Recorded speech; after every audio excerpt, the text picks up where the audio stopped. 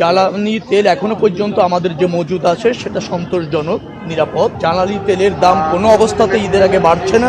সড়ক পরিবহন রেল ও সেতুমন্ত্রী শেখ রবিউল আলম হই দেশত পর্যাপ্ত পরিমাণে জ্বালানি তেলের মজুদ আছে। তেলের সংকটত মানুষের ঈদ যাত্রা থন অভাবক পরিবারের সংখ্যা নাই। তিনি হই ঈদের আগে জ্বালানি তেলের দাম বাড়িবার কোনো সম্ভাবনা নাই।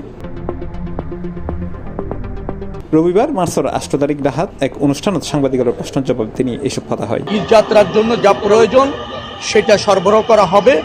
অতএব জ্বালানি তেলের সংকট হতে পারে এই আশঙ্কার থেকে ঈদ যাত্রা ব্যাহত হওয়া অথবা টিকিটের দাম বেড়ে যাওয়ার এর কোনো সুযোগ নেই, কোনো সুযোগ নেই। এনডি রবিবারও চট্টগ্রামের বিভিন্ন তেলের ফাঙ্কত গুড়ি দেখা গিয়ে তেল লইতু গাড়ির লম্বা লাইন বোধকেই দীর্ঘক্ষণ তিয়ে থাকিয়েরও তেল নফাবের অভিযোগ করছে।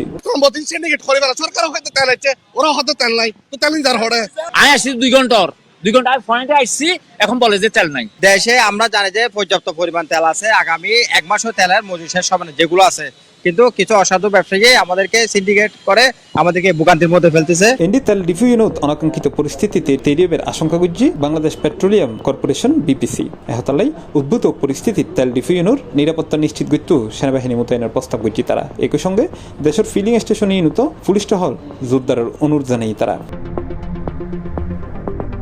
C plus TV, Chittagong.